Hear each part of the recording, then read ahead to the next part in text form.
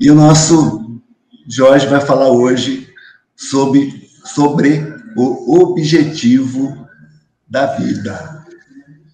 Meu querido, é contigo, obrigado. Obrigado, Paulo. Uma boa noite para todos nós, para aqueles que chegaram agora. Hoje vamos ter uma nova oportunidade para conversar sobre alguns assuntos muito importantes sobre doutrina espírita.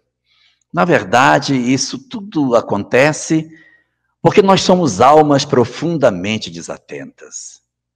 Nós não percebemos o mundo que circula em nosso redor. Nós não temos olhos de ver. E essa nossa dificuldade de enxergar o mundo que nos rodeia é que faz com que, de repente, a doutrina espírita compareça nas nossas vidas, apresentando os seus conceitos para que a gente desperte, para que nós possamos acessar algo que já existe dentro de nós, mas que está adormecido e que é necessário que alguém venha para despertar esse conhecimento que está em germe dentro de nós. Estamos falando da lei natural, da lei de Deus. Nas questões 621 até 624 de O Livro dos Espíritos, Allan Kardec trata exatamente dessa questão. Onde essa lei está? Se ela está na consciência, por que nós não lembramos? Se nós a esquecemos, o que fazer para relembrá-la? E aí que entra os inúmeros instrumentos para que a gente consiga acessar esse conhecimento e despertar para a verdade mais imorredoura que nós temos dentro de nós, que é a presença de Deus nas nossas vidas. Nós somos muito insensíveis, muito. Nós perdemos, de alguma forma, a capacidade de refletir sobre assuntos que passaram a ser para nós atos que não nos chamam mais para a reflexão. Você olha para a noite e vê um céu estrelado e não se pergunta mais por que disso? Como explicar? Nós sabemos muito mais do que os gregos antigos, mas os gregos antigos eram fascinados pelo céu. Porque eles diziam que os deuses se mostravam através dos astros que apareciam nos céus. Era ali que se podia perceber a majestade daqueles seres extraordinários que tomavam conta da criação. Por isso que suas constelações estavam sempre relacionadas aos seus aspectos mitológicos, porque eles enxergavam nesses astros, de alguma forma, a majestade do Criador. Nós olhamos os céus à noite e perdemos a capacidade de ver ali as pegadas que Deus deixa. Perdemos ali a chance de podermos perceber como se manifesta a grandeza do Criador.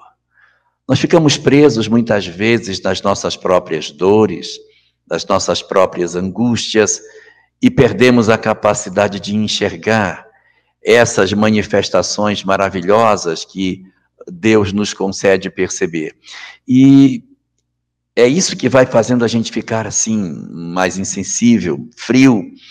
As coisas vão acontecendo e nós não vamos percebendo. É como se nós perdêssemos o dom de vermos o colorido que a vida tem.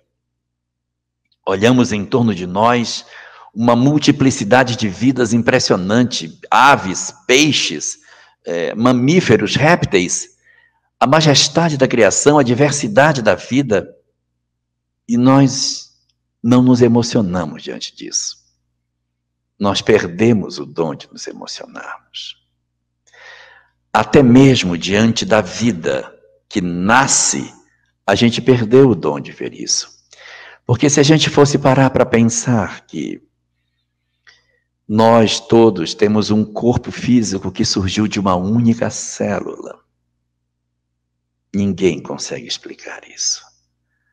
Como que uma única célula consegue ir fazendo um processo de divisão celular sucessivo e os órgãos vão surgindo, esse ser vai ganhando uma forma e no final o ser resultante é exatamente semelhante ao ser que o gerou?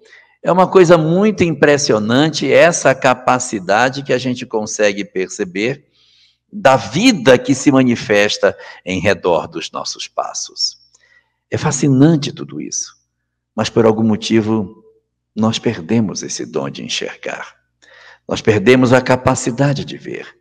E exatamente por conta da perda dessa capacidade, nossas vidas se tornaram tão amargas, tão difíceis, nos tornamos tão descrentes. Como foi que tudo isso aconteceu? Onde foi que nós perdemos o trilho da história? Se nós saímos da mão do Criador, por que nos perdemos dele? O que houve conosco? O que foi que aconteceu na intimidade das nossas almas para que nós perdêssemos o fio invisível que nos ligava com o nosso Criador? É sobre isso que a gente vai conversar um pouquinho na noite de hoje. A doutrina espírita, ela nos fala que os espíritos, eles são criados simples e ignorantes, desconhecedores de todas as coisas, desconhecedores do bem, desconhecedores do mal, ignorantes do que é o certo, ignorantes do que é o errado, são incapazes de poder comandar um corpo complexo, têm dificuldade intelectual para promover raciocínios mais bem elaborados. Somos, portanto, almas desprovidas de conhecimento, tanto do lado intelectual como do lado moral. Não conhecemos nada. É isso que caracteriza o surgimento dos espíritos. A forma como tudo começou dá-se exatamente nesse momento em que Deus estabelece a criação desses seres. Somos todos nós, nascidos nessa condição. Deus, no dizer da doutrina espírita, poderia comandar o universo sozinho. Ele tem poderes suficientes para comandar o universo. Mas permitiu que as coisas assim fossem, para que nós tivéssemos a chance de existir e de poder desenvolver as nossas potencialidades e alcançarmos a felicidade. O que Deus deseja é dar felicidade, oferecer felicidade, criar seres para serem felizes. Esse é o objetivo de tudo. Ele nos cria na expectativa de que nós sigamos uma trilha e ao trilharmos a senda que ele nos aponta, nós alcançarmos a felicidade.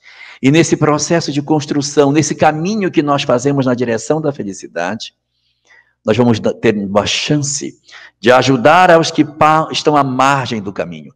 E quanto mais a gente se devota a auxiliar os que estão em derredor de nós, mais as nossas potencialidades se desenvolvem. Mais grandiosidade nós desenvolvemos em nós e, portanto, mais felizes nos tornamos. Identificar-se com os propósitos do Criador, portanto, é alinhar as nossas vidas com a felicidade verdadeira. Mas esse é o destino da jornada. Isso é para onde nós vamos, não de onde nós partimos. A forma como o Espiritismo diz que tudo começa é daquele jeito. Desconhecedores de tudo, do bem, do mal, do certo, do errado, das coisas como devem ser feitas. E nós, então, vamos desenvolvendo as nossas faculdades a partir das experiências que a vida vai nos oferecendo. O mundo animal, o período da animalidade, ele é muito importante na construção da nossa personalidade. O Espiritismo, por ser uma doutrina evolucionista e não criacionista, considera que o processo de formação do homem sobre a face do planeta não se deu da noite para o dia. Ele é fruto de um longo mecanismo de evolução muito sutil, no qual as almas vão aprendendo um pouco a cada dia, transformando seus corações a cada momento. E assim nós vamos nos desenvolvendo no longo período das eras, transformando os corpos no natural processo da evolução, de maneira que nós alcançamos, quando temos essa evolução processada, começamos a alcançar a condição de encarnar pelas primeiras vezes nos corpos humanos. Então, toda esta saga que existe anterior ao homem, o período em que nós habitamos em corpos mais animalescos, faz parte do processo evolutivo. E é interessante que o Espiritismo nos fala que a gente se desenvolve em dois flancos, tanto no conhecimento intelectual como no conhecimento moral. Mas enquanto nós estamos na fase anterior ao homem, só tem conhecimento intelectual. Não tem conhecimento moral. Não existe discussão moral para animais. Animais não têm ainda código de moral. Isso vai ser oferecido ao homem somente quando ele começar as suas primeiras existências. O princípio espiritual que habita os animais ainda não é dotado desse recurso. Quando nós começamos a fazer as primeiras experiências da espécie humana, começa a se desenvolver em nós o senso moral, e a gente vai agora ter que avançar na área intelectual, continuar avançando, mas vai ter agora que desenvolver um segundo flanco, a área moral. Da mesma forma, o Espiritismo diz que a gente é simples e ignorante. Quando estamos até a condição animal, sermos simples é porque nós não sabemos nem trabalhar seres complexos. A gente vai aprendendo a lidar com corpos mais complexos. E a ignorância tem muito a ver com esse conhecimento intelectual. Aprender a caçar, aprender a se esconder, aprender a fugir dos nossos predadores. Essa inteligência toda que a gente adquire no mundo animal, ela faz parte dessa área do homem deixar de ser simples e ignorante. Vamos assumindo, em vez de simples, corpos complexos. Em vez de sermos ignorantes, animais cada vez mais inteligentes. Quando alcançamos a condição hominal, abre-se esses dois flancos. Tudo aquilo que a gente aprendeu que até agora era do lado intelectual, agora vai ter dois, o lado intelectual e o lado moral. E aí, nesse período como homem, o corpo vai ser o mesmo. A estrutura de complexidade vai ser a mesma fisicamente. A complexidade agora é das relações. A complexidade migra para o aspecto moral. E nós continuamos sendo ignorantes, mas por quê? Porque não conhecemos das coisas do mundo intelectual. E simples, vamos avançando para a complexidade no mundo moral. Não sei se me faço claro no que quero dizer, mas é como se fosse assim. Antes da condição humana, somos simples e ignorantes, verdade. E vamos aprender a deixar de ser simples e a deixar de ser ignorante. Isso na área dos animais. O que é deixar de ser ignorante como animal? É aprender a caçar, aprender a se esconder. Isso que se espera deles. E o que é a complexidade até o mundo animal? É nós trabalharmos corpos cada vez mais complexos. Começamos com corpos de poucas células e chegamos à complexidade dos corpos que nós temos até atingir a condição hominal. Quando a gente atinge a condição hominal, a gente vai continuar trabalhando ignorância e os homens são ignorantes, simples e ignorantes. Vamos continuar lutando para vencer a nossa ignorância. O quê? Conhecimento intelectual. E também vamos deixar de ser simples para sermos mais complexos. Complexidade agora não é mais orgânica. Complexidade agora é nas relações sociais. É a descoberta do mundo moral. Quando nós alcançamos a condição humana, nós temos uma herança animal muito grande. Nós temos muitos instintos, nós temos muitas características que a gente herdou dos múltiplos milênios que nós vivemos na condição animal, e vai começar o trabalho para domar essas más tendências. Nós, quando aportamos na condição humana, somos almas ainda muito tisnadas das imperfeições que carregamos das múltiplas existências. É esperado, portanto, nossas fragilidades, nossas quedas. É esperado, portanto, a nossa pequenez de espírito, as nossas dificuldades. Exatamente por isso, o mundo espiritual prepara planetas para que sejam reservados especificamente para esses espíritos que ainda estão saindo da animalidade. É a nossa condição. Nós somos espíritos que saímos da condição primitiva faz pouco tempo. Olha para trás. Segundo a história, nós passamos 1 milhão de anos na pré-história. 1 milhão. Nós temos apenas 10 mil anos de história. O resto é pré-história.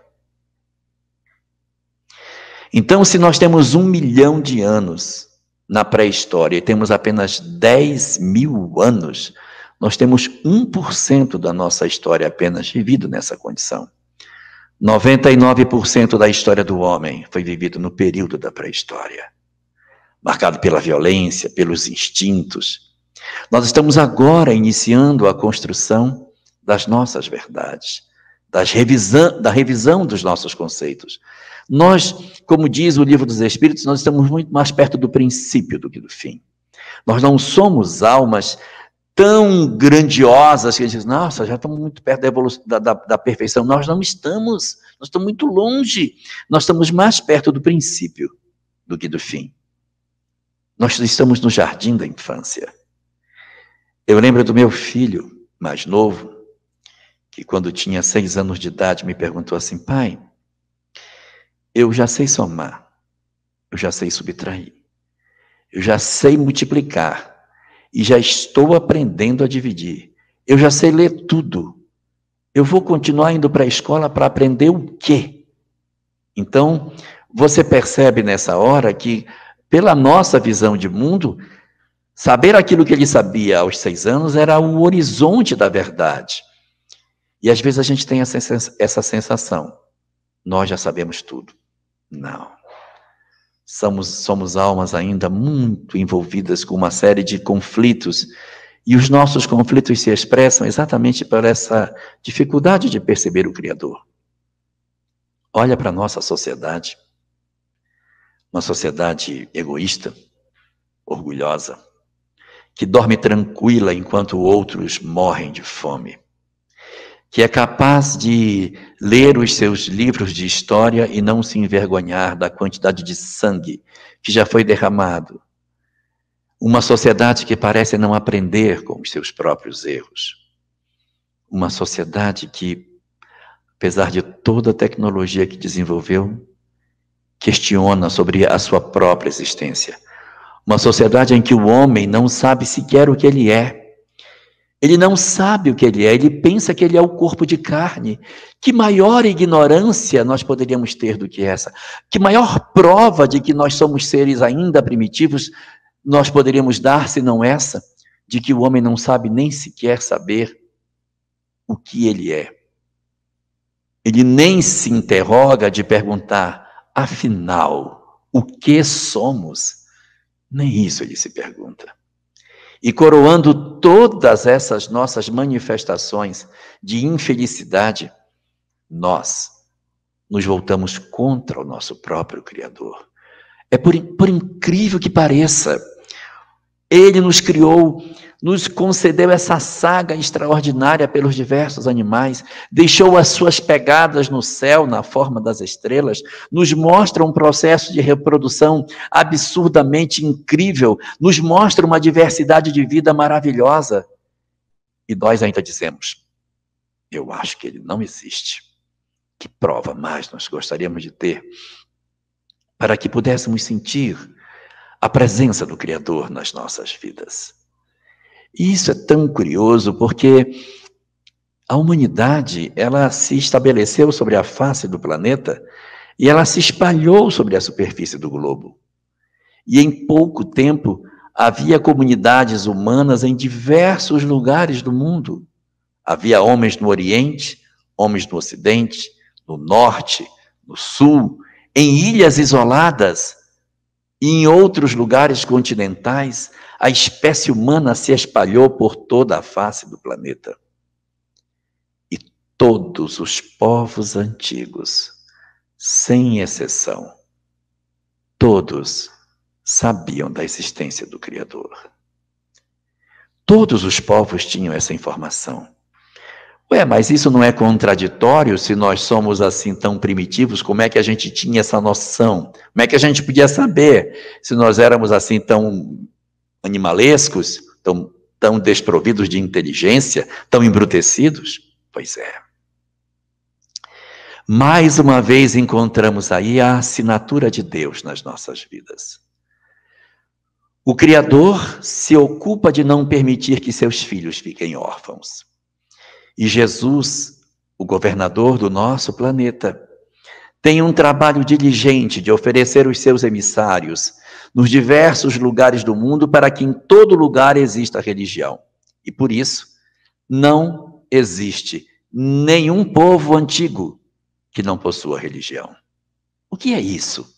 É porque em cada lugar desse, aonde homens primitivos, saídos da animalidade, ignorantes, embrutecidos, cheios de vícios, cheio ainda dos apelos que o mundo animal trazia dentro de si, apesar de todas essas coisas, emissários inumeráveis foram enviados à terra diversas vezes, nos mais diferentes povos, para acender a luz da religião em todos os cantos da terra, para que ninguém pudesse dizer: eu me perdi, porque nunca recebi uma instrução que me ajudasse.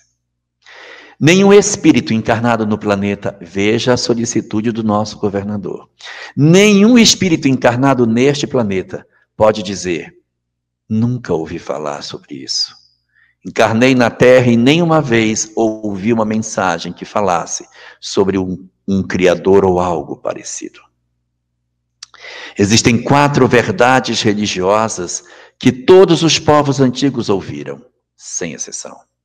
Uma, a existência de um Criador que promoveu toda a criação.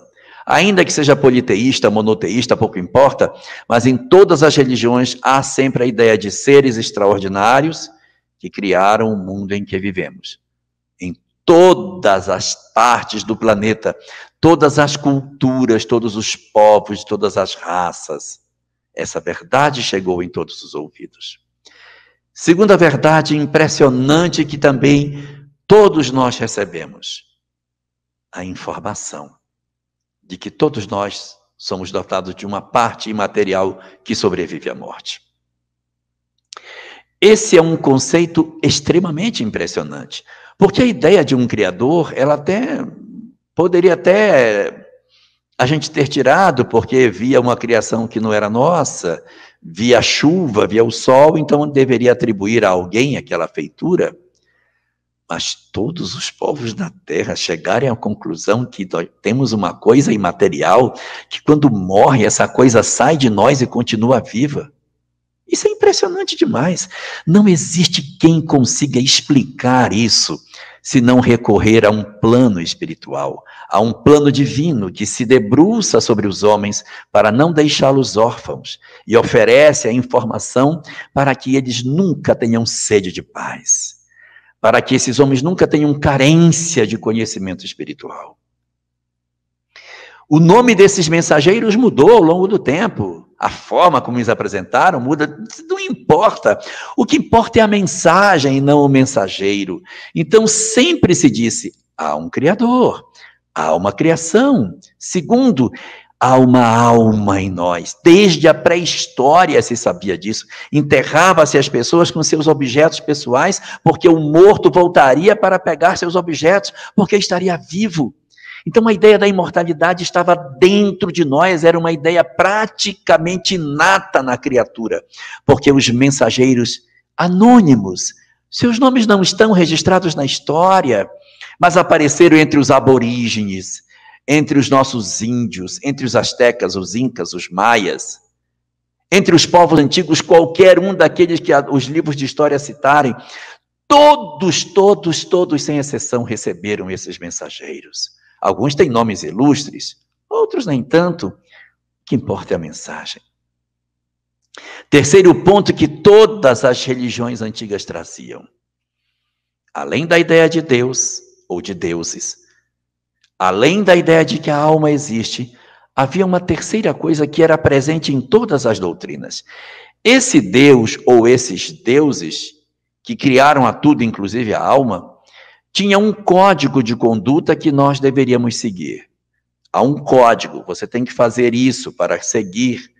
Então, havia em todas as religiões um roteiro. Esse roteiro é o mesmo roteiro da lei divina. Não é impressionante isso? Isso é impressionante demais, porque as religiões poderiam ser oferecidas sem nenhum código, mas elas têm um código. você tem que fazer o bem aos outros, você tem que amar seus irmãos, você tem que respeitar os seus deuses, você tem que cumprir as suas regras, você tem que ser uma pessoa boa. Gente, isso está em todo lugar. Isso é impressionante. Em todo lugar da terra existe isso. Há um julgamento, há um código. E o quarto elemento que é presente em todas as doutrinas é o julgamento após a morte. Todas as doutrinas têm essa mesma verdade. Após a morte, a alma, que é aquela parte que não vai morrer do homem, ela vai ser avaliada se ela cumpriu o código de conduta ou não. Se ela cumprir o código de conduta, ela vai para um lugar bom, vai ser feliz. Se ela não cumpriu, ela vai sofrer. Eu acho isso uma coisa fantástica. Como que pode isso estar presente nos diversos povos que nunca se falaram, que nunca se encontraram? É incrível tudo isso. E nessa rota estava exatamente a questão da felicidade. Obedecer esse código era alcançar a felicidade. Era poder trilhar o caminho que nos levava à luz. Então, qual o objetivo da vida? O objetivo da vida é oportunizar aos espíritos a chance de encontrarem a felicidade. Nós temos um encontro marcado com a felicidade. Nosso destino é esse. Nós fomos criados para sermos felizes, para sermos almas plenas, libertas, completamente capazes e plenipotentes. Mas para isso, nós precisamos descobrir essa lei, viver essa lei intensamente. Quanto mais eu vivo, mais felicidade eu sinto. Quanto mais eu tento desobedecer essa lei, mais eu sinto infelicidade. É uma relação inamovível. Ou você segue a lei para encontrar a felicidade, ou você resiste contra a lei e torna-se um infeliz. É interessante que a obra de Kardec, o Livro dos Espíritos, tem 4 partes, não sei se já perceberam. A primeira parte é Deus e a criação, parecido com o primeiro princípio lá das religiões. A segunda parte é a vida espiritual, que tem a ver com a ideia da alma lá das religiões. A terceira parte é o código, que são as leis morais. E a quarta parte, o julgamento, que é das penas e gozos, que vai discutir exatamente o que acontece com a alma depois da morte, de acordo com o que ela fez durante a vida física. O Livro dos Espíritos resgata exatamente o espírito das religiões, esse processo importantíssimo da conexão do homem com o Criador. As religiões não vieram à Terra para dividir os homens, para estabelecer rituais, para criar sacerdócios, para promover sacramentos, para fazer liturgias. O único objetivo das religiões era apontar o caminho para o homem. O objetivo pelo qual as inúmeras religiões vieram à Terra era para que ninguém dissesse, eu fiquei órfão. Não. Aonde você nasceu tem uma religião que aponta, o caminho é aquele. E o caminho é semelhante. Pode ter diferença? Pode. As religiões podem ter diferença na sua forma de operar. Mas se você for para o cerne delas, tá? Então qual é o código? Você vai para o código é o mesmo. Os princípios doutrinários podem não ser os mesmos, mas os princípios morais são os mesmos. É isso que é impressionante. Os princípios morais são os mesmos. Como é possível que no mundo inteiro, nos diversos lugares, haja uma convergência tão impressionante? Só há uma explicação. É o cumprimento do plano para que os homens alcancem um objetivo, a felicidade. Os diversos reveladores vieram exatamente trazendo essa lei, falando dela. Mas existe um revelador particular, que ele é muito singular, que é o próprio governador do planeta. Veja, ele mandou vários emissários, e há num momento em que ele mesmo vem, ele mesmo. Não mandou mais nenhum emissário, mandou vários, agora é minha vez, agora eu vou. E a mensagem do emissário, a gente podia esperar assim, puxa, ele vai ter uma mensagem completíssima. Porque se os que não eram ele trouxeram coisas incríveis, esse cara vai trazer uma mensagem totalmente rica, completa, plena. E por incrível que pareça, a menor das mensagens é a dele. Contraditório, né? Mas é assim. Quanto mais os espíritos evoluem, mais eles adquirem poder de síntese. Você não reduz a palavra, o ensinamento de Krishna numa palavra. Tem muita coisa, tem muita lei, tem muita informação. Nem o de Buda, nem o de Sócrates, nem o de Moisés, de ninguém. Mas o de Jesus você resume numa palavra. Pergunte a qualquer seguidor de Jesus. Como que você resume a palavra de Jesus? A pessoa vai dizer: amor. Sabe por quê? Porque é só o que importa. Se nós seguirmos essa única orientação, a gente alcança o objetivo. Nós descobrimos o objetivo da vida. A gente às vezes se perde porque a gente fica vivendo no entorno daquilo que é importante. As várias religiões que vieram, elas tinham só um objetivo: apontar o caminho para o homem para que ele andasse naquele caminho. Só que o que aconteceu? Nós fomos criando rituais, liturgias, sacerdócios, um monte de coisa, e a gente começou a ficar só na periferia dessas doutrinas e não avançamos para o cerne delas. Não descobrimos o que elas tinham de mais profundo. Todas são belíssimas, são extraordinárias, se nós nos ativermos ao propósito que elas vieram, que é acordar o homem para a necessidade do amor. Por isso que Jesus, na sua doutrina, trouxe tanta preocupação em falar do amor. Isso foi tão forte dentro da sua mensagem que ele chegou a dizer que amar a Deus, amar ao próximo e amar a si mesmo resume toda a lei e os profetas. Então você pega toda a lei de Moisés, pega todos os profetas, junta, o que dá? A síntese? Ame a Deus, ame ao próximo, ame a si mesmo. Veja que é amor, amor, amor. Então, se dá para sintetizar mais ainda, já que é para o próximo, para Deus e para mim mesmo, ama tudo que você puder. É isso que é o objetivo. Amar.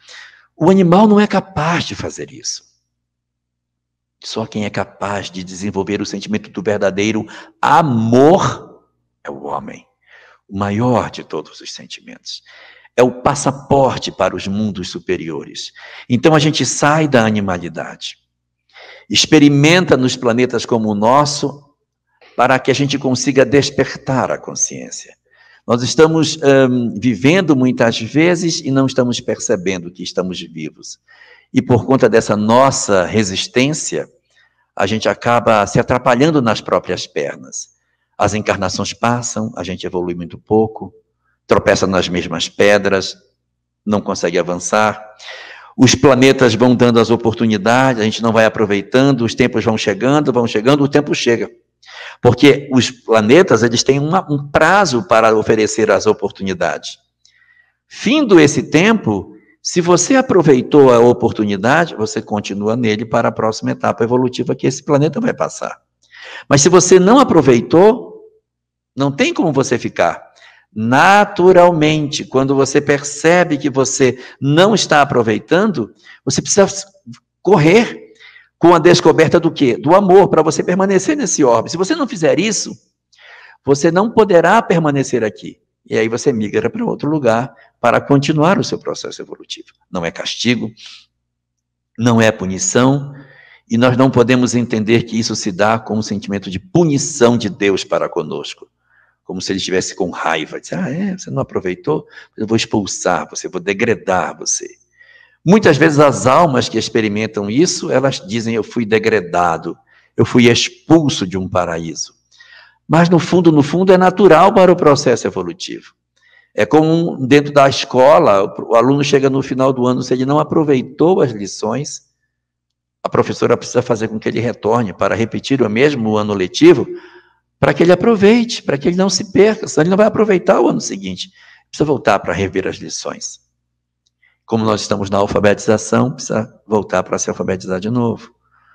Nós estamos ainda nesse período de juntar as letrinhas para tentar entender as coisas.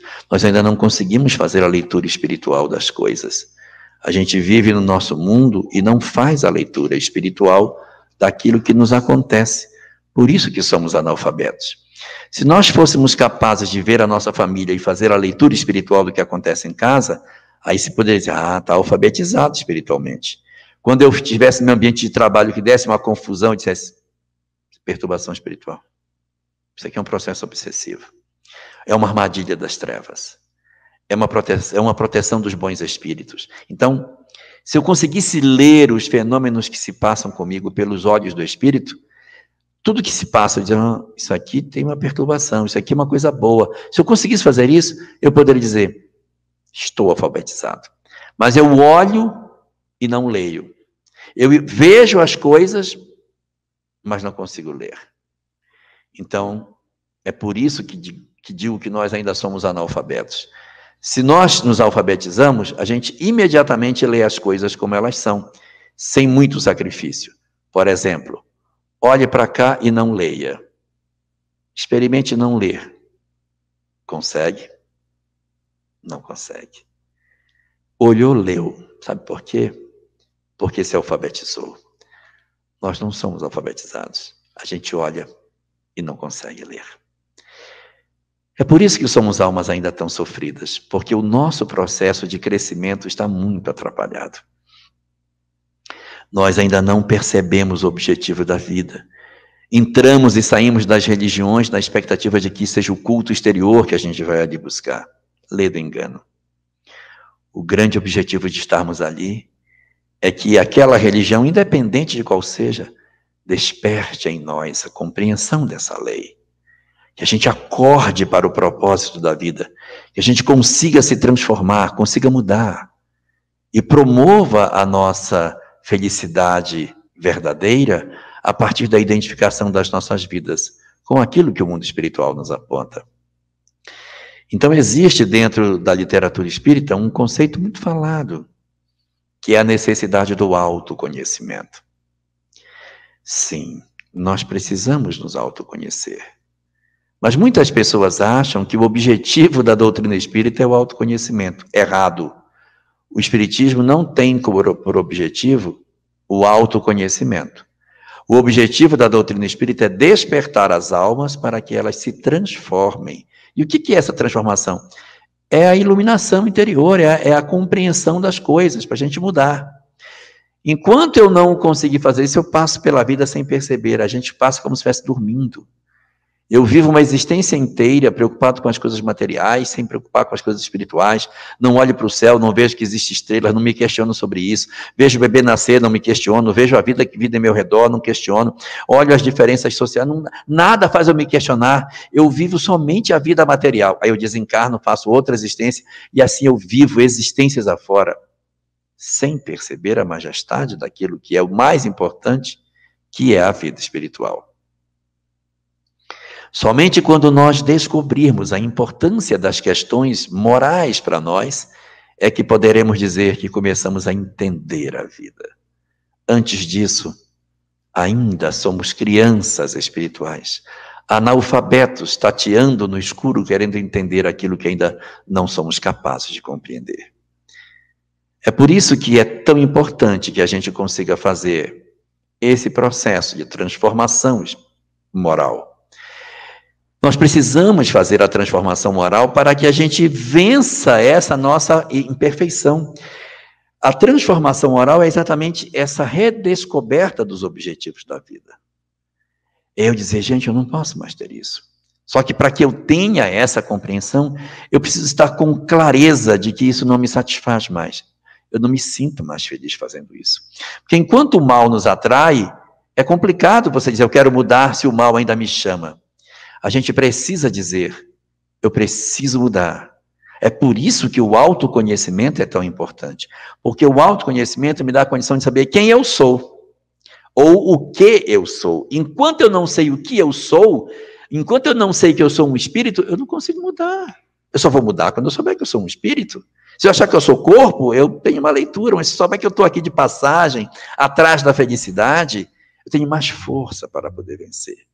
Vai tropeçar, vai cair? Vai tropeçar, vai cair, muitas vezes. Mas é preciso ter essa ideia, sem perda de vistas, de que a gente precisa fazer a nossa autotransformação. Esse processo de transformação moral, ele não ocorre instantaneamente. Ele possui, na verdade, 6 etapas. 6. Não é simples mudar.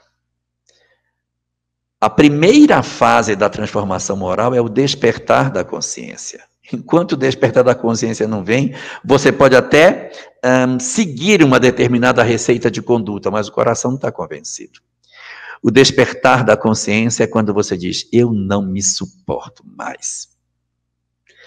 Eu preciso, isso aqui não aguento mais ser assim. Me faz mal ser assim. Eu começo a perceber que isso não é bom. Eu quero coisa melhor para mim. Eu não me sinto feliz do jeito que eu sou.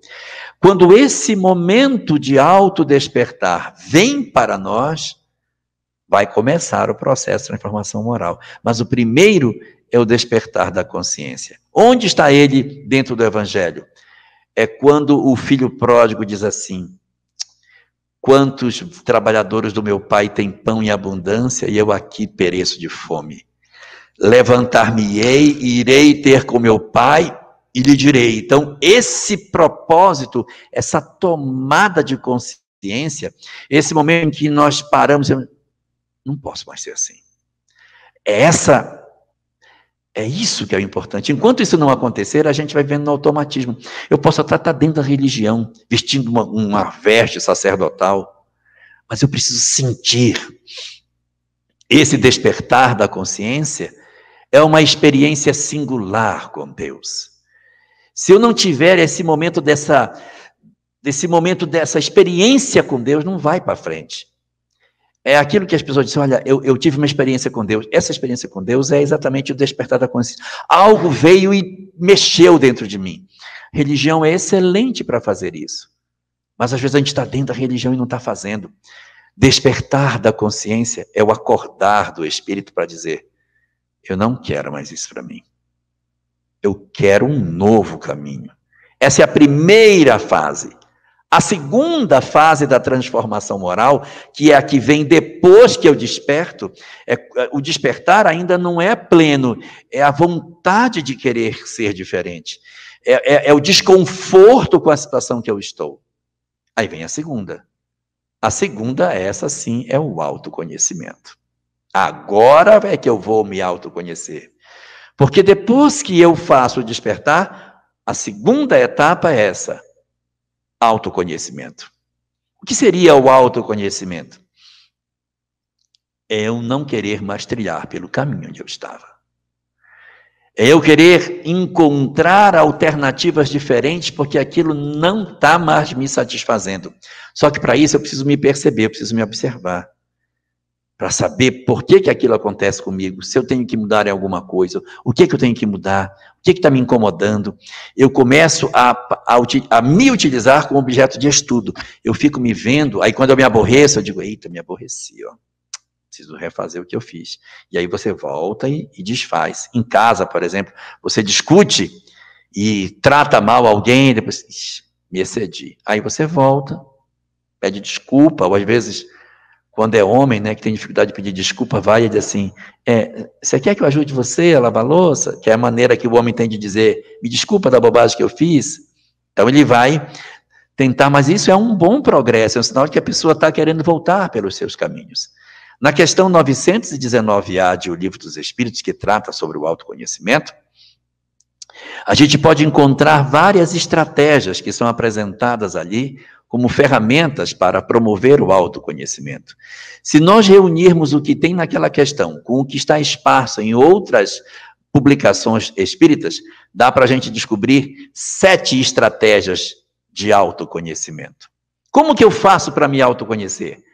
7 ferramentas. Primeira delas seria uma 2.1, por exemplo. A gente repassa o nosso dia. O que é repassar o dia? Antes de dormir, a gente deita e diz, deixa eu ver o que foi que eu fiz hoje. Eu machuquei alguém? Eu feri alguém? Eu fiz alguma coisa? Aí você repassa seu dia. Eu fiz isso, depois eu fiz assim, fiz isso. Aí você vai vendo o que você fez para procurar identificar se aquilo que você está fazendo se machucou alguma pessoa. Se o que você fez machucou alguém, Então você diz, olha, eu machuquei uma pessoa bem aqui, preciso pedir desculpa. Isso aqui eu não posso fazer. Então, Santo Agostinho falava, ele repassava o dia dele antes de dormir, para ver se tinha feito tudo certo. Essa é a primeira estratégia. Estratégia número 2 de autoconhecimento. Verificar se alguém tem alguma coisa contra você. Analise se alguém tem alguma coisa contra você. Alguém tem algo contra mim? Alguém tem raiva de mim? Alguém está chateado comigo? Alguém tem algo para dizer a mim daquilo que eu deixei de fazer? Se alguém tem algo contra mim, então eu começo a me perceber, olha, eu fiz isso e fulano está magoado comigo. Tem vezes que a gente encontra pessoas que dizem assim, olha, eu nunca te agradeci pelo que você me fez, uma vez você fez isso, assim, assim, e você nem sabe que você fez o bem para aquela pessoa, você nem percebeu que fez o bem. Da mesma maneira que a gente pode fazer o bem e não perceber, você pode fazer o mal e não saber que está fazendo. Então a gente às vezes machuca e não sabe. Tinha um rabino chamado Hillel, 200 anos antes de Jesus. Ele tinha uma série de regrinhas legais. Uma deles era assim, quando chegar em qualquer ambiente, cumprimente todas as pessoas. E quando cumprimentá-las, dê um sorriso ao cumprimentar a cada uma delas. Então você cumprimenta a pessoa, sorriso, cumprimenta outros. Então essa é uma estratégia que Hillel oferecia para a gente, 200 anos antes do nascimento de Jesus. Alguém tem algo contra mim? Eu tratei alguém mal? Às vezes a gente passa no corredor, não fala com uma pessoa. Então às vezes, ficar prestando atenção. Presta atenção nas coisas que você está fazendo. Se alguém tem algo contra você. Estratégia número 3. Fazer um processo de observação de quando é que você se aborrece. Assim, eu me aborreço. Me aborreci hoje. Então, por que foi que eu me aborreci? Então, é você identificar por que eu me desequilibro. O que é que faz eu me desequilibrar? É porque a pessoa falou tal palavra. Quando falou isso, parece que nasceu um furacão dentro de mim. Descobrir quais são o que me aborrece, o que me tira do prumo, o que me tira do meu eixo, o que provoca em mim os gatilhos do meu homem velho. Começar a se observar, disse, nossa, eu teve uma hora lá na loja, eu fui comprar um negócio, me aborreci, mas por que foi que eu me aborreci? O que foi que o cara disse? Aí, é porque o cara falou tal coisa, então é bem aqui que eu me aborreço, eu tenho que descobrir o que é que me faz perder a minha lucidez. Então analisa, se eu me desequilibrei, às vezes a gente faz durante o dia isso, nossa, me desequilibrei, aí começa a pensar, onde foi que surgiu esse desequilíbrio? Onde foi que eu passei do ponto? Que foi que me fez eu sair do meu eixo? Aí, eu não posso entrar nesse tipo de situação que eu me desequilibro, eu me irrito, me aborreço, eu agrido, entendeu? Aí eu começo a me conhecer por aí. Estratégia número 4 para se autoconhecer. Você tem dúvida se o que você fez é certo ou se o que você fez é errado? Então faça o seguinte, tire você da cena, e coloque outra pessoa no seu lugar e veja outra pessoa fazendo o que você fez. Você aprovaria o que ela fez? Se você não aprovar o que ela fez, é um indicativo de que não era bom. Às vezes a gente é muito benevolente conosco, então tire e pense que alguém está fazendo o que você fazia. Essa é a nossa 4ª estratégia de autoconhecimento, que é a 2ª etapa do processo de transformação moral. 5ª ferramenta para saber se a gente está fazendo certo ou errado. Pegue a sua ação e generalize. Imagine o mundo inteiro fazendo o que você faz. Não estou fazendo mal a ninguém só porque eu acordo meio-dia, me levanto, como, volto para dormir. Não estou fazendo nada demais. Então imagine o mundo inteiro fazendo assim. Dormindo até meio-dia, acorda, vai na mesa, come, larga o prato, volta para dormir. Se todo mundo fizer o que você faz, o mundo vai ficar melhor ou pior? Então, se a minha ação, quando generalizada, ela gera dor, ela não é boa.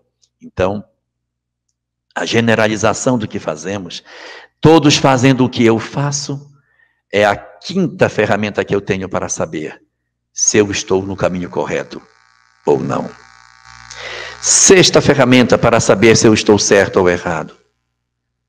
Pergunte para você mesmo. O que você faz? Preserva a vida ou conspira contra a vida? Se o que eu faço é a favor da vida, então é o bem, então tá bom. Se o que eu faço é contra a vida, então não é bom. Então, veja como é complexo isso. Eu digo, eu sou a favor da vida, portanto eu sou contra o aborto. Beleza. Mas eu sou contra o aborto, mas eu ataco as mulheres que fizeram aborto. Eu publico coisas humilhando essas mulheres, atacando essas pessoas. Então eu sou contra a vida também. Porque essas mulheres também são vida. Elas também precisam de acolhimento. Às vezes elas são mais vítimas do que a gente imagina. Então, quando a gente é a favor da vida, é a vida em todos os aspectos. Eu sou a favor da vida, então eu não quero que assassine, mas eu também sou em defesa daquele que é o assassino. Eu sou em defesa, inclusive, daquele que quer promover a pena de morte. Eu saio até em defesa do que quer promover o aborto, porque ele também é vida. Então, é ver vida em todos os aspectos. Mas se eu ataco, se eu agrido, se eu ofendo, se eu vou para redes sociais, falo mal dos outros, estou contra a vida. Então, é um sinalizador de que eu não estou na tarefa do bem. E a última das estratégias para a gente poder ver se a gente está certo ou errado, a gente pega aquilo que a gente fez e coloca Jesus no nosso lugar e pergunta, como ele agiria se isso acontecesse? Se a nossa ação parece com a dele, nós estamos no caminho certo. Mas se aquilo que a gente está fazendo não se parece com a conduta que Jesus tomaria, nós precisamos rever o nosso conceito. Então, se autoconhecer é exatamente partir para esse período de análise do próprio eu. Então, veja que isso ainda não é mudar, isso só é se conhecer. Nesse processo de autoconhecimento, está fundamentalmente saber que eu sou uma alma imortal. Se eu não souber que eu sou uma alma imortal, eu não mudo, porque eu vou achar que eu sou corpo. Então, eu preciso saber que eu sou um espírito, para que eu consiga ter essa leitura mais dilatada da nossa percepção. O risco do processo de autoconhecimento é que nem sempre ele nos leva para a transformação moral. Um risco que existe, que é perigoso do autoconhecimento, é ele promover a cristalização do nosso ego. Dizer, eu sou errado mesmo, eu sou um monstro mesmo, e eu vou assumir que eu sou errado, e acabou. E a pessoa se autoconhece e se defende, querendo ser assim para o resto da vida. É péssimo. A gente tem que se conhecer para se transformar, e não para se cristalizar. E um segundo risco do autoconhecimento é a implosão do ego, que é quando você descobre que você tem erros e você implode. Não podemos fazer isso. Deus não abandona seus filhos. Por mais que a gente erre diversas vezes, o amor de Deus nunca desiste de nós. Então a gente precisa saber que as nossas vidas, elas estão fundamentalmente relacionadas com um grande propósito, que é oferecer a nós felicidade. E Deus sabe que nesse caminho para a felicidade tem tropeços, mas a mão nunca deixará de estar estendida. Nós temos que aproveitar isso a nosso benefício. Porque Deus não vai passar pelo sofrimento, que vai passar em nós. Então, se eu não pego essa mão e saio do buraco que eu estou, sou eu que sofro. Então, eu posso encurtar o meu sofrimento pelo meu processo de mudança. Então, para que eu alcance a minha transformação moral, para alcançar a felicidade, o objetivo da vida, eu passo por uma primeira etapa, que é o despertar da consciência. Eu passo por uma segunda etapa, que é o autoconhecimento. E passo por uma terceira etapa fundamental, que é o processo de autoaceitação. Ah, se eu não tiver a autoaceitação. Ah, se eu não acolher a mim mesmo. Ah, se eu não cuidar do meu eu frágil. Ah, e se eu não for capaz de olhar para mim no espelho e dizer, eu aceito você como você é. Se eu não sou capaz de me amar com as minhas fragilidades, eu não consigo mudar.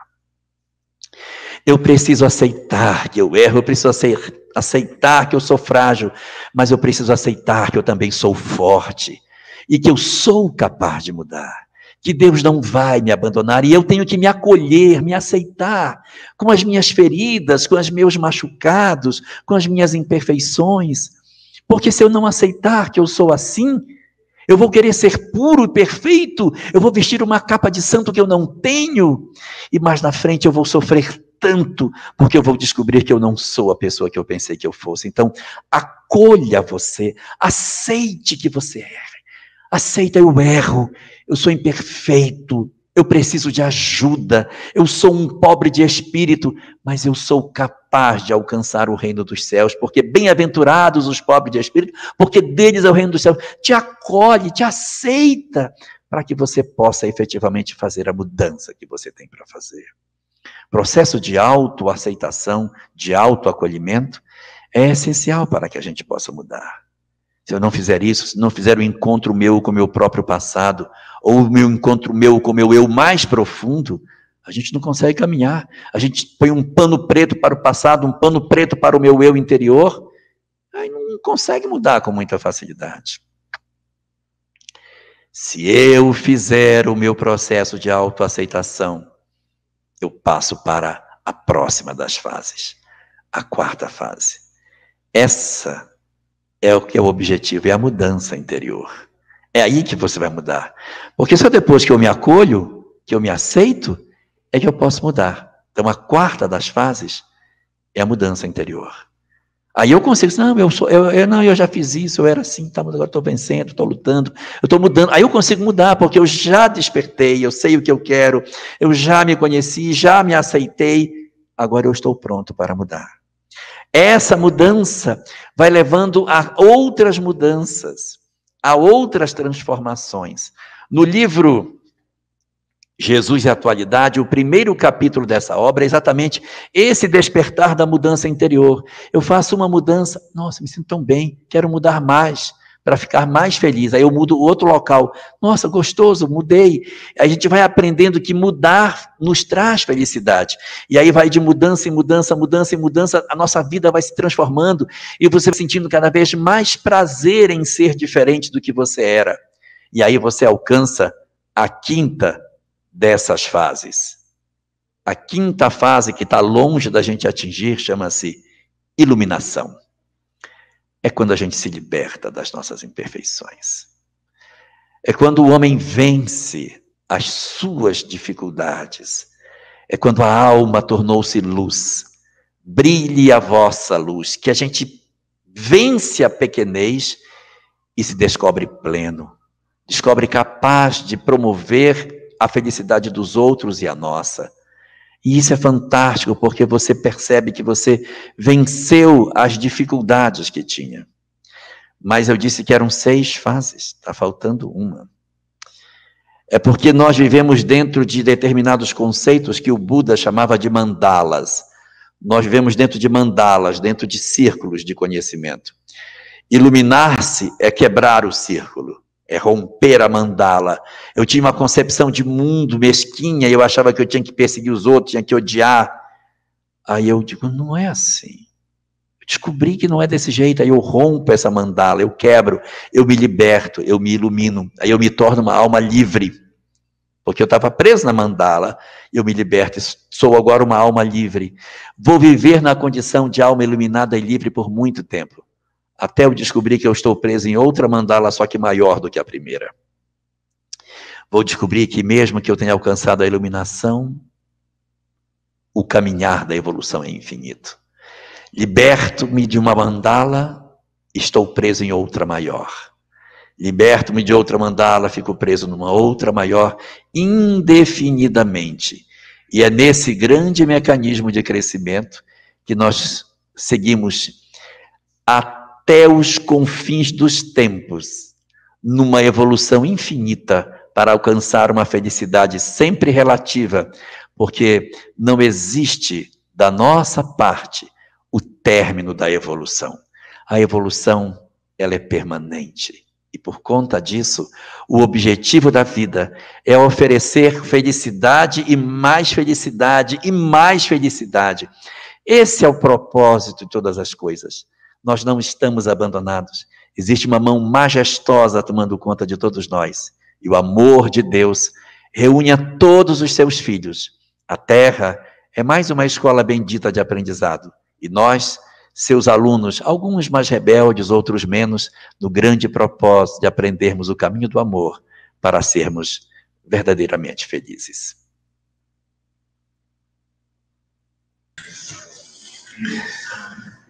Que maravilha, Jorge.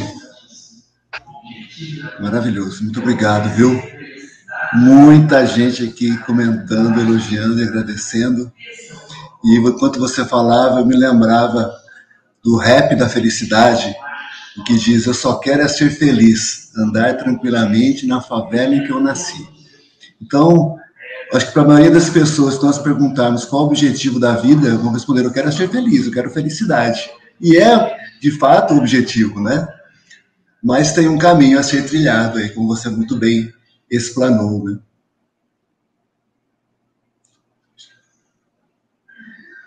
Só tem esse caminho, não tem dois. É o amor. Muito bem. Nós vamos separar, então, agora a nossa atividade entre o pessoal que está aqui presencialmente no SEAC, com todo o distanciamento, a segurança, álcool gel e máscaras, do pessoal que está em casa. Então, eu vou colocar aqui um videozinho, que é o vídeo convite para a nossa série que vai estrear no próximo sábado, e a gente já retorna com o Jorge para responder algumas perguntas que foram feitas aqui no nosso chat, tá bem? Até já. Jorge, quer dar um tchau ao pessoal do centro que está aqui presencialmente? Uma boa noite para vocês que estão aí presencialmente no centro. Um bom regresso para casa e que as reflexões dessa noite nos sejam úteis no travesseiro. Um abraço.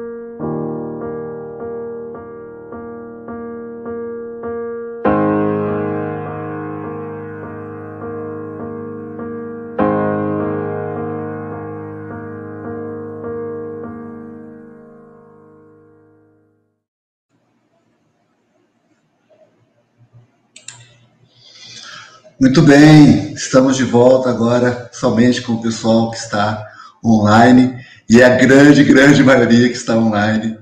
Muita gente aqui. Quero agradecer a todos que nos acompanharam nessa hora. Tem mais de 10? Tem mais de 10. Mais de 10 tem aqui no centro, aí tá fácil. Bom, Jorge, nós temos aqui várias perguntas, algumas delas já sumiram do chat, mas eu tirei foto aqui para não perder, porque senão eu sei quando começa a correr aqui o chat. A primeira dela é do nosso amigo Fábio Eleres, lá de Belém, Pará, do nosso grupo Dúvidas Espíritas. Amigo, você observa o nosso crescimento linear, mas não seria exponencial? Digo, daqui 1000 anos seremos muito mais evoluídos do que hoje, comparado a 1000 anos, não? Abraço.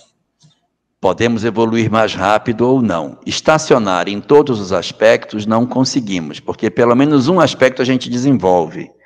Mas não dá para a gente dizer que a evolução tem a mesma velocidade. Tem pessoas que avançam com mais velocidade em uma única existência. Tem outros que, mesmo tendo muita potencialidade, avançam pouco, acabam fazendo um pouco progresso com o tempo que a vida lhes concede para que eles possam aproveitar. Então, depende muito de cada indivíduo.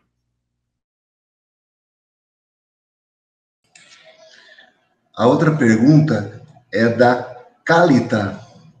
Acho que a pronúncia é essa, Calita Carneiro. Jorge, você não acha que o objetivo da vida é o mesmo que o objetivo do espírito?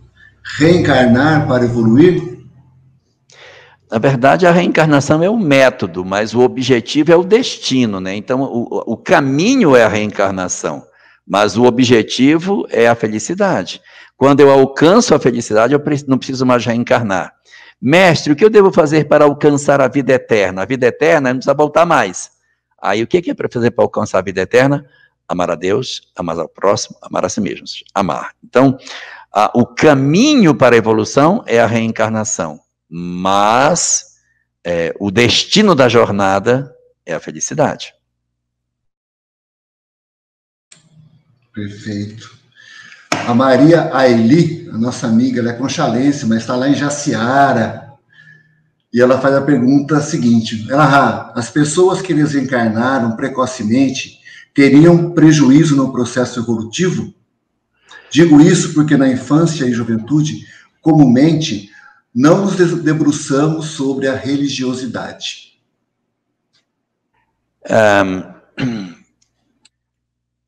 Não necessariamente, né? Porque existem algumas pessoas que, mesmo sendo indivíduos bastante jovens, têm um comprometimento muito forte com a questão espiritual.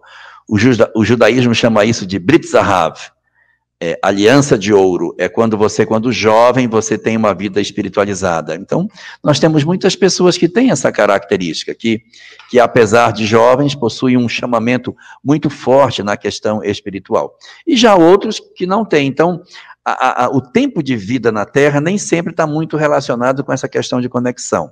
Mas o que você fala faz muito sentido no seguinte sentido. Faz sentido por quê? Porque muitas vezes as pessoas mais jovens são mais desinteressadas pelas questões espirituais. E aí, desencarnar mais cedo poderia dar essa visão. Mas, às vezes, os espíritos que têm vida curta são exatamente aqueles que já são bem mais evoluídos e que não precisariam mais de tantas experiências na Terra. Às vezes, temos espíritos que vêm, passam 1 ano, 2 anos, almas incríveis que vêm para reunir o grupo familiar, promover a integração da família, cumprida a missão, retorna para o mundo dos espíritos. Então, pessoas de existência curta, às vezes são espíritos extremamente geniais. Cristo, segundo se crê, teria desencarnado aos 33 anos. Um menino. Menino. Comparado com o tempo de vida hoje, né, a média... Nada. Cleia Castro, não é uma pergunta, na verdade, é um comentário, mas interessante. Quando amamos, quando somos desinteressados, quando perdoamos ou quando somos mansos, nos chamam de bobos, fracos, dependentes. Vencer o mundo não é fácil. É verdade, né? E a gente tem que... O grande objetivo aí, Cléia, é achar o equilíbrio dessas coisas. Você que gosta da história do Malaquias, a história do Malaquias tem muito a ver com isso aí. E você mudar e ser interpretado como se você tivesse ficado bobo. Então, encontrar o caminho do meio, que é o caminho da sabedoria, como o Buda propunha, é difícil. Você vê que quando Jesus dizia, o que te fez numa face oferece também a outra, há pessoas que dizem, então quando bate de um lado tem que virar o outro lado para a pessoa bater. Mas ele deu exemplo de como faz. Ele estava na casa de Herodes, e Herodes fazendo perguntas para ele, ele não respondeu as perguntas, o soldado veio e deu um tapa no rosto do Cristo. Era o grande momento para ver ele virar o outro lado, para o soldado bater do outro lado. Ele virou-se para o soldado e disse, se eu te fiz algum mal, me dá conta do mal que eu te fiz. Autoconhecimento. Estou querendo saber se eu machuquei alguém. Se eu te fiz algum mal, me dá conta do mal que eu te fiz. Se eu não te fiz mal algum, por que tu me bates? Está dando chance para o outro também se autoconhecer. Então, esse é dar a outra face. Então, o Cristo, ele mostra exatamente como é que faz.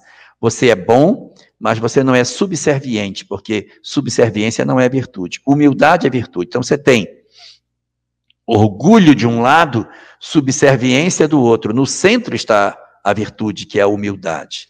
Ser subserviente, que todo mundo pisa, esmaga, não é virtude. Virtude é ser humilde. Então, você tem razão, Cléia. É difícil, muito difícil, mas é o exercício que a gente tem para viver. E vale a pena, né? Tem 2 perguntas que eu perdi aqui no chat e não fiz a foto, da Denise, peço desculpas para ela, e também do Salatier. Então, peço desculpa para esses 2, mas eu não consegui nem fazer a foto. Peça para eles fazerem a pergunta de novo. Mande de novo.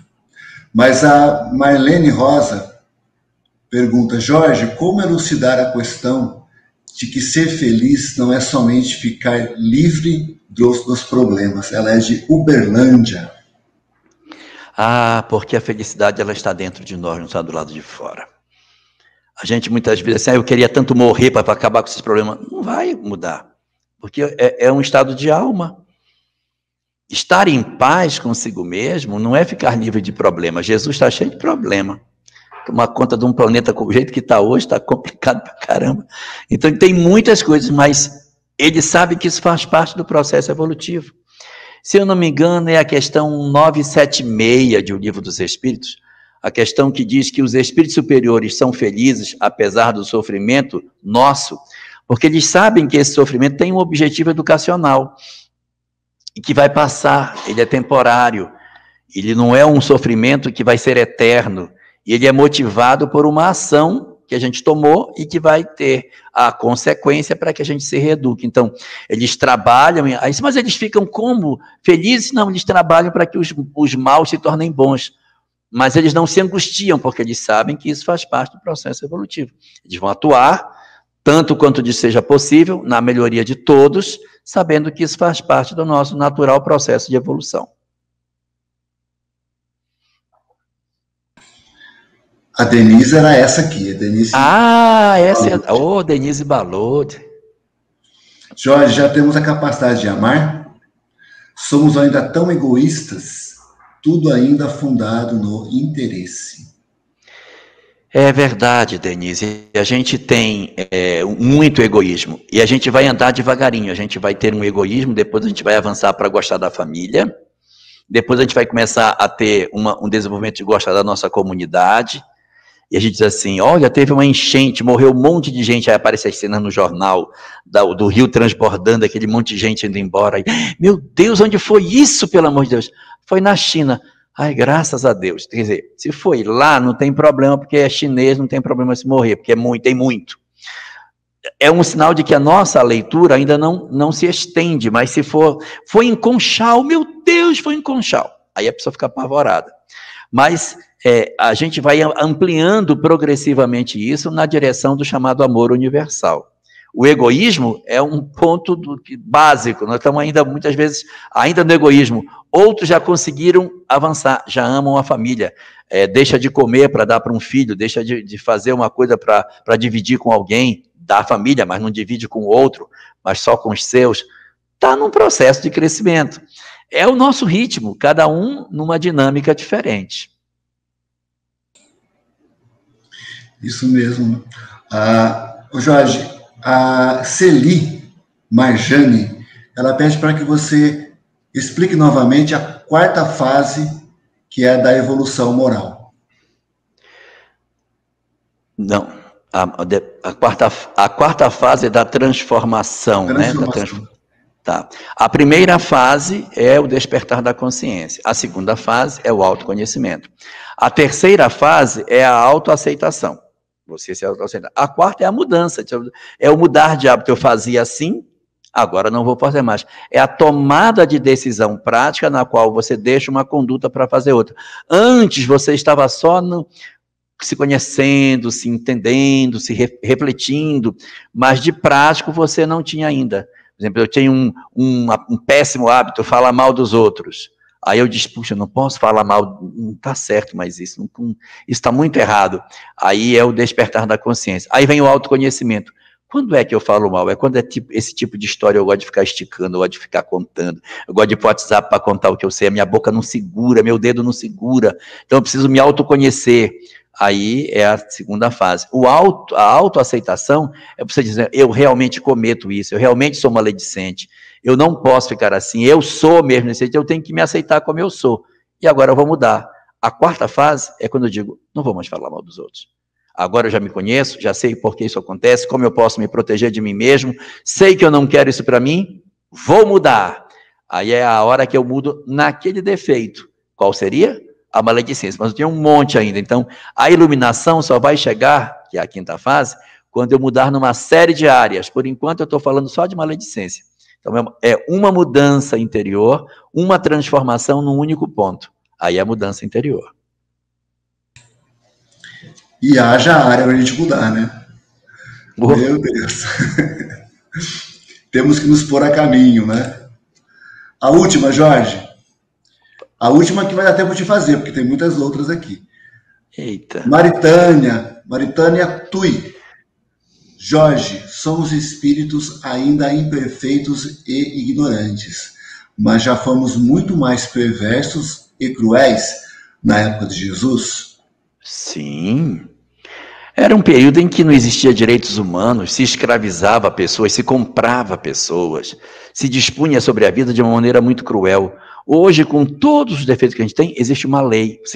Você pode até ter vontade de fazer, mas a lei não deixa. Ou seja, já há uma consciência coletiva de que isso não é correto. Isso é um sinal de progresso. Temos ainda imperfeições? Demais. Muitas. Se a lei às vezes não fica clara, a gente avança por dentro da lei e ataca e agride pessoas. E às vezes, a gente quando está mais maduro, mesmo tendo uma legislação favorável, a gente não vou fazer que isso não é bom. É um sinal de progresso, mas é muito lento o progresso nosso, é bem devagarinho. Na parte intelectual a gente avança bem mais depressa, na parte moral nós temos muita dificuldade para avançar, mas você tem razão, na época do Cristo, éramos bem piores do que somos hoje.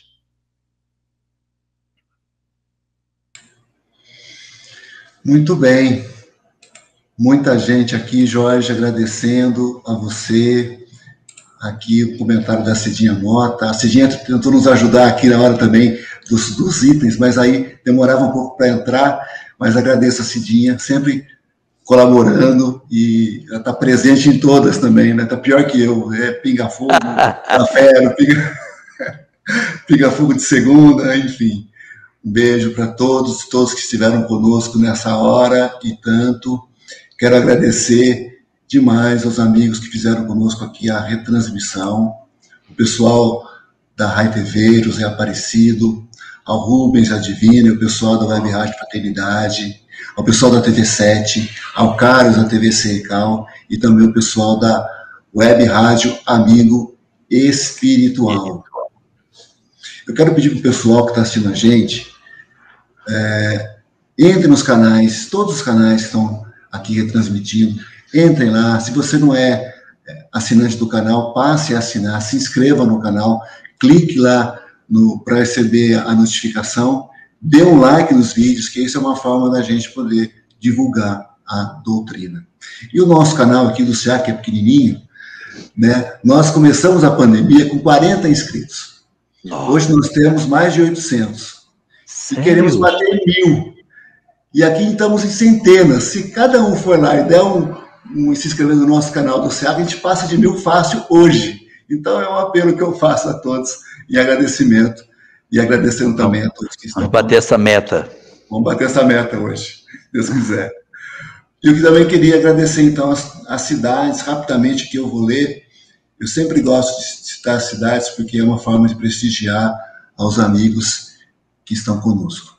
Então, Petrópolis, Rio de Janeiro, Aracaju, Sergipe, Itapema, Santa Catarina, Taguatinga, Distrito Federal, Salvador, Bahia, São José, Santa Catarina, Criciúma, Santa Catarina, São Gabriel, Bahia, Teresina, Piauí, Florianópolis, Santa Catarina, Curveiro, em Minas Gerais, BH, Belo Horizonte, Bahia, Minas Gerais, Ribeirão das Neves, Minas, Irecê, Bahia, Pelotas, Rio Grande do Sul, Rio de Janeiro, capital, Recife, Pernambuco, Três Lagoas, em Minas, Castanhal, no Pará, João Pessoa, na Paraíba, Feira de Santana, na Bahia, Juiz de Fora, Minas Gerais, Santa Maria, Rio Grande do Sul, Angicos, Rio Grande do Norte, Niterói, Rio de Janeiro, Jaraguá do Sul, Santa Catarina, Mendes, no Rio, Ananindeua, no Pará, Campo Grande, Mato Grosso do Sul, Belém do Pará, Santo Inês, no Maranhão, a Maria Lila Jaciara, Mato Grosso, Vitória da Conquista, na Bahia, Santiago, Rio Grande do Sul, Contagem, em Minas, Guanambi, Uberlândia, em Minas, Porto Alegre, Rio Grande do Sul, Itabaiana, Sergipe, Piraí do Sul, Paraná, Poços de Caldas, em Minas, Caxias do Sul, Rio Grande do Sul, Jataí, Goiás, Congonhal, Minas Gerais, Teofilândia, na Bahia, além de amigos de Portugal e as cidades paulistas de São Paulo, capital, Indaiatuba, São Pedro, Monte Alto, Votuporanga, Boituva, Pirassununga, Aguaí, Mogi das Cruzes, Mogi Mirim, Mogi Guaçu, Itapecerica da Serra, São José dos Campos, Santos, Araras, Campinas, Conchal, Porto Velho e Curitiba. Um abraço a todos e um agradecimento a todos que estiveram conosco nessa hora e tanto. Aqui chegou mais gente aqui. Inhampi, em Minas, Uibaí, Bahia. Nós tem Uibaí, Bahia. São Lourenço, em Minas, Macapá, Amapá. Conhece Macapá? Macapá! Meu Deus, minha terra! Conde, na Bahia. São Lourenço, em Minas. Dourados, Mato Grosso do Sul. Aqui, a Benedita Filial disse, bênção, Brasil em peso. Mais do que o Brasil. Portugal também. Guarabira, Pernambuco, Rio Pardo, em Rio Grande do Sul. Enfim, muita gente mesmo. Muita gratidão a todos e uma gratidão especial a você, Jorge, por mais essa oportunidade que você nos ofereceu. Peço que você, então, faça a prece para a gente, por favor, e suas últimas palavras e a prece, para a gente encerrar. Pode ser? As minhas últimas palavras,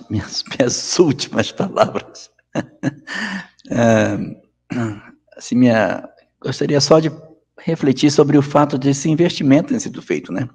Esse trabalho das religiões ao longo da história da humanidade é um grande investimento para que a gente desperte e a gente consegue ser indiferente. Eu acho tão impressionante a capacidade do ser humano de ser arredio ao processo de aprendizagem. Coisa incrível. Mas são muito difíceis, são bem difíceis. Então, que a gente reflita sobre isso. O Espiritismo veio para nós para ser uma oportunidade imensa de despertamento, para acordar as nossas almas. Que a gente corresponda a tudo isso. Tá certo? Vamos orar? Então, vamos orar.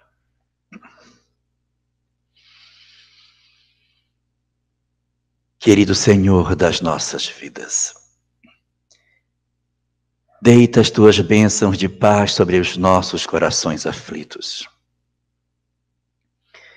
Reconhecemos, Senhor, a imensidão das nossas imperfeições e a fragilidade enorme que trazemos dentro das nossas almas. Somos espíritos frágeis. Somos almas que ainda trazemos dentro de nós profundos desequilíbrios, profundas dores, que nos impedem de conseguirmos efetivamente caminhar como gostaríamos. Nós já sabemos, Senhor, nós já identificamos qual é o caminho que temos para seguir. Já somos capazes de falar sobre ele, de identificar a rota mais exata, mas os nossos passos têm dificuldade de se realizarem. Temos dificuldade até mesmo de nos colocarmos de pé diante de Ti, em virtude dos múltiplos desajustes que trazemos dentro de nós. As nossas carências profundas nos arrastaram por caminhos tão sombrios, tão amargos, que muitas vezes algemas muito pesadas foram colocadas por nós próprios, nos nossos próprios pés, dificultando a nossa marcha. Andamos durante muito tempo na escuridão, sem sabermos o caminho que tínhamos para seguir. Os nossos passos trôpegos, amarrados pelas correntes que criamos para nós próprios, nos conduziu a experiências amargas, de muitas dores e muitos soluços, de muitas tristezas, em que nossas mãos mancharam-se de sangue e nossos corações endurecidos trilharam rotas que nunca imaginamos que iríamos seguir. Hoje, Senhor, iluminados pelo conhecimento que o Espiritismo nos concede, e esclarecidos por aquilo que a mensagem de Teu Filho Jesus nos oferece, estamos num momento novo das nossas vidas. Temos atualmente os recursos necessários, porque temos em Jesus o nosso grande objetivo, e temos no Espiritismo a nossa bússola para nos guiar pelos caminhos a fim de que atinjamos a meta. Ele é a luz do mundo que iluminou também as nossas vidas. Deixa-nos assim, Senhor, estarmos cada vez mais conscientes do que representa essa mensagem dentro de nós, para que aproveitemos as lições extraordinárias que elas representam e o poder que elas possuem de transformar verdadeiramente as nossas vidas. Concede-nos, portanto, a lucidez que ainda nos falta para que façamos as opções corretas no término de existência que ainda possuímos. Orienta-nos, Senhor, para que as nossas lágrimas e o nosso suor no bem hajam como se fossem ácidos a destruírem as algemas que nós criamos para nós próprios.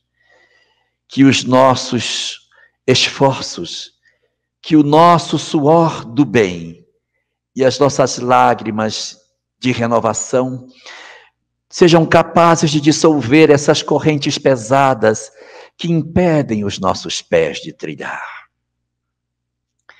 Que saibamos aproveitar essas oportunidades que tu nos concedes dentro do nosso mundo íntimo e dentro do nosso espaço doméstico, para que saibamos ler com os olhos do Espírito todas as lições que tu nos endereças. Ajuda-nos a não perdermos mais tempo.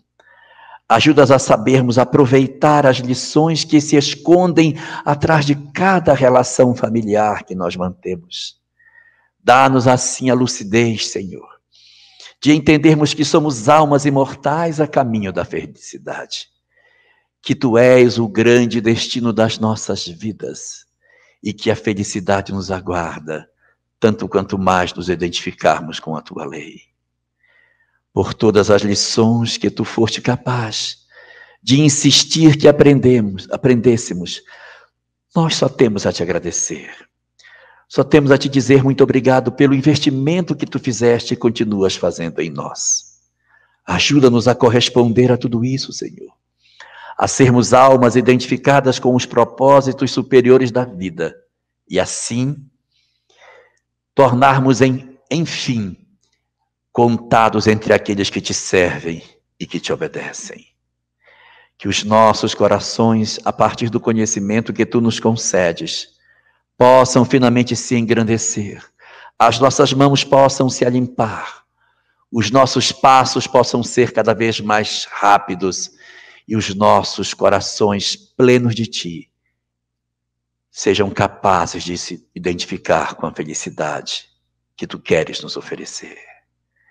Recebe, Senhor, a nossa profunda gratidão por tudo que tu nos concedes e que as nossas reflexões dessa noite nos ajudem a mergulhar no fundo do nosso eu, para amanhã acordarmos melhores do que somos hoje e mais resolutos a vencermos as nossas dificuldades. Estejas conosco, Senhor. Abençoa-nos e concede-nos cada vez mais a compreensão de que tu nos amas, que tu não nos condenas, mas queres o nosso progresso. Estejas conosco, Senhor, e concede-nos a tua paz.